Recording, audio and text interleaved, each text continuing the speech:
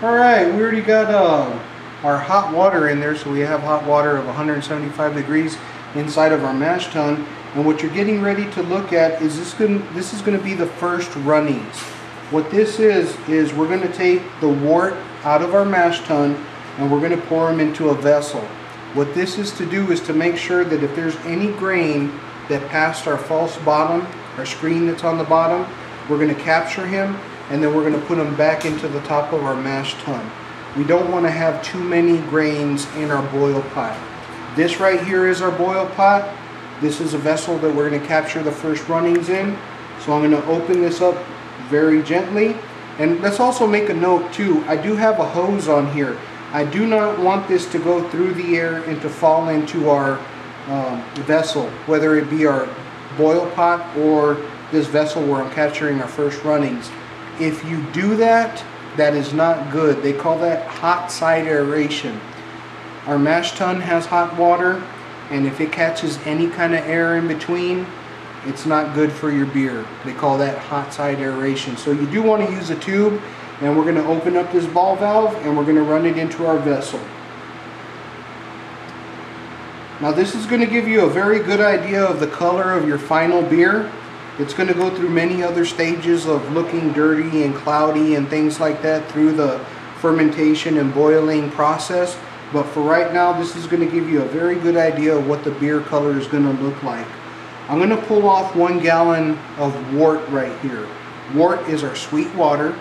In our mash tun, we converted the carbohydrates in the grain into sugar, and we're pulling that water off. And this is the first runnings. And we're going to stop this here in a minute, and hopefully we'll see a couple of little pieces of grain that probably made their way through the screen.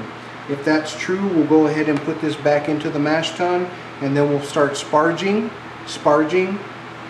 getting the sweet wort out of our mash tun and putting it into our boil pot. So we'll go ahead and shut this off. We're going to pull the hose out. We're going to take a look at our wort. And if we take a look at it, he looks semi-cloudy, but you notice that there's not very much grain in there. So this is a good first runnings. We're going to add this back into our mash tun. We're going to take the lid off, and there again, we don't want to have any kind of hot side aeration, so you're going to notice me dip this into the wort. I don't want to pour it through the air. I do not want to capture any kind of air in here. So I'm going to lay this in nice and neat. I'm going to add this back into the top of my mash tun. And now this vessel is going to be very sticky since there was sugar water. So it's not going to hurt anything. I'm going to just stick this back into my hot liquor tank, rinse off some of that sugar water. And he's going to be available for me later. Now what I'm going to start doing is, you notice that this hose is going to the very bottom of my boil pot. I'm going to open up the valve slowly. This is not a process that you want to do very fast. This process is going to take about 30 to 45 minutes.